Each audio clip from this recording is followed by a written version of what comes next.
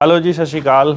आज आपको एक स्टोरी बताने जा रहे हैं जो कि यमुनानगर ज़िले के अंदर बहुत चर्चित स्टोरी थी। और उसके अंदर आपने बीते दिनों ये भी सुना था कि एक आदमी ने खेतों में एक लाश फेंक दी थी जिसकी गर्दन कटी हुई थी, लेकिन आज तक उस गुत्थी के बारे में नहीं पता चल पाया कि वो सब क्यों हुआ था, क्यों उसने उसकी गर्दन काटी थी, क्या हुआ था उस लड़की के साथ, कौन थी, कहाँ की थी। हालांकि लड़के की आइडेंटिटी तो पता चल गई थी कि उसके अंदर पता चल रहा था कि वो लड़का बिलाल नाम से था और सहारनपुर का रहने वाला था। लेकिन जो ख़बरों के माध्यम से और तमाम चैनल्स पे जो खबर चली है और उसके बाद पता चला है कि कौन था वो, कहाँ का रहने वाला था वो, उन दोनों का आपस में रिलेशन क्या था, क्यों इतना बड़ा कदम उठाया, आज उस बारे में बात करेंगे। और मैं आपको बताना चाहता हूँ जो कि पता चल पाया है कि सहारनपुर का रहने वाला वो लड़का था, टैक्सी ड्राइवर था, गाड़ी चलाता था। और जो लड़की थी उसका नाम उमा था, हिंदू थी। लड़की हिंदू थी, लड़का मुसलमान था। और लड़की की पहले से ही शादी हो रखी थी और 8 साल का एक बच्चा भी था उनका।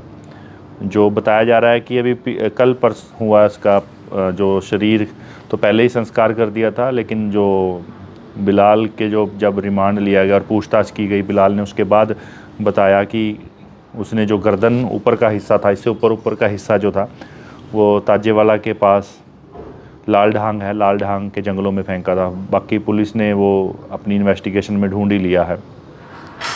हुआ क्या था कि जो वो लड़की उमा थी वो पहले से ही अपने पति से अलग रहती थी, यानी कि 8 साल का उसका बच्चा था और 2 साल से वो अपने पति से अलग रह रही थी। और अलग रहते हुए वो बिलाल के संपर्क में आई।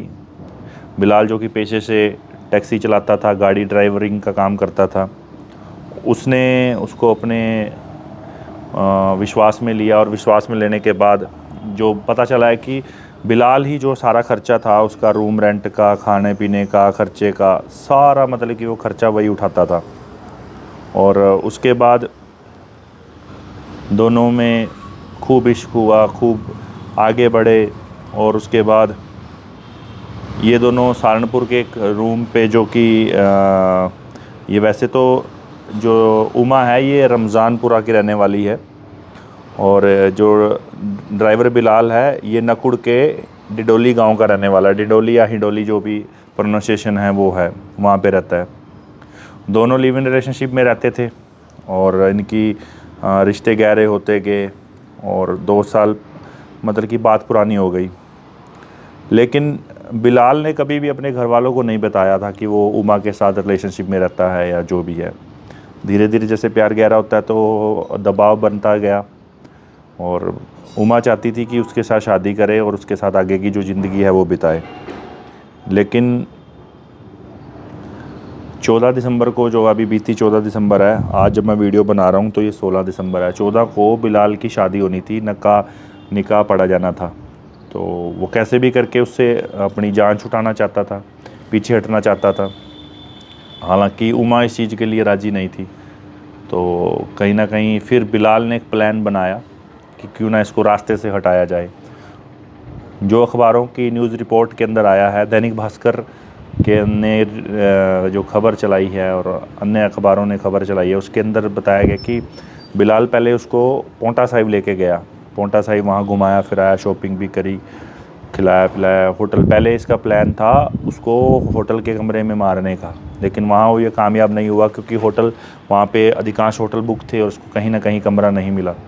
उसके बाद ये वहाँ से चला हरियाणा की तरफ, पोंटा साहिब से वापस आया।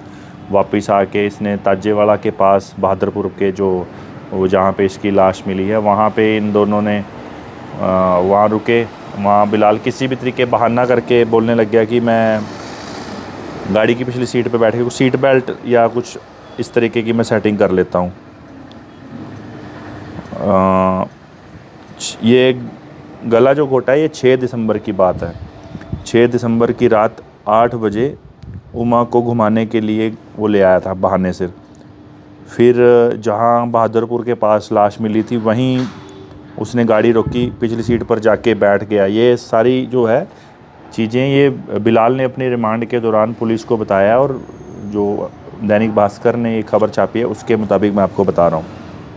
फिर किसी बहाने पे, जैसा मैंने आपको बताया, पिछली सीट पे चला गया। पिछली सीट पे जाके उसने उसका गला घोटा और उसकी मौत हो गई। फिर उसका सिर काटा, और सिर काटने के बाद बेरहमी से, आप सोच सकते हो कितनी बेरहमी से उसने उसका गला काटा होगा, कैसे उसकी मौत हुई होगी।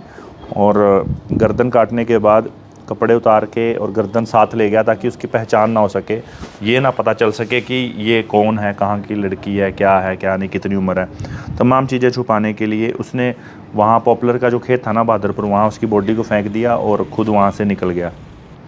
और फिर उसने जाते हुए वहाँ पे जो लाल ढांग है, लाल ढांग के पास उसका गर्दन जो है उसको वहाँ फेंक दिया, कपड़े भी जो है छुपा दिया। अभी पुलिस ने जो है हथियार जिससे उसका गला काटा है वो भी बरामद करना है, जो कि CIA 2 की टीम में है, उन्होंने अभी वो भी हथियार बरामद करना है। लेकिन सबसे बड़ी बात यह है कि इतना घिनौना काम, इतनी घिनौनी हरकत, इतनी दरिंदगी आखिर क्यों?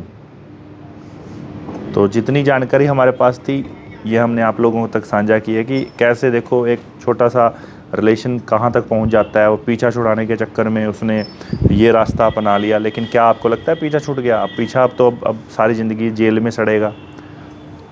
और अगर परिवार वालों से, लड़की के परिवार वालों से अगर हमने बात की, तो लड़की के परिवार वाले ये कह रहे हैं कि हमारा तो इससे रिश्ता ही टूट गया था। जब इसने पहले भाग के शादी की तो तब से हमारा इसके साथ रिश्ता ही ख़त्म हो गया था। फ़िलहाल पोस्टमार्टम हाउस में वो आए थे, उसका जो सिर था वो गर्दन वो पन्नी में डाल के वो पोस्टमार्टम के बाद वो अपने साथ ले गए, और आगे की जो भी क्रियाक्रम, जो भी विधि है वो कर देंगे, क्योंकि समाज के उसमें रह के चलना है तो चलो वो कर देंगे। बाकी ये घटना बहुत ही रोंगटे खड़े करने वाली थी।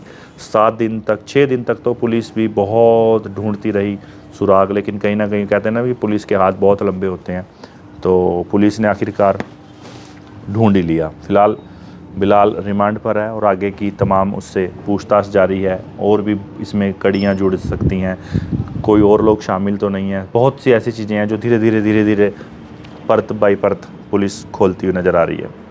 ये स्टोरी आपको कैसी लगी? इसमें कुछ भी ऐसी बात जो आपके मन में सवाल करती है, कमेंट्स में ज़रूर लिखें। ऐसी और भी स्टोरीज़ मैं आप लोगों के लिए लेकर आता रहूँगा। जय हिंद।